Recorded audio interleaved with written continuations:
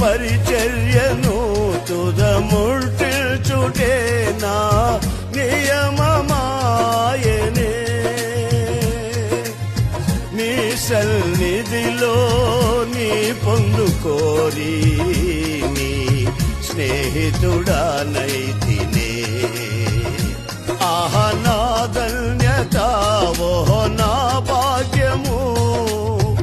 ఏమని వివరించును ఏమని వివరించు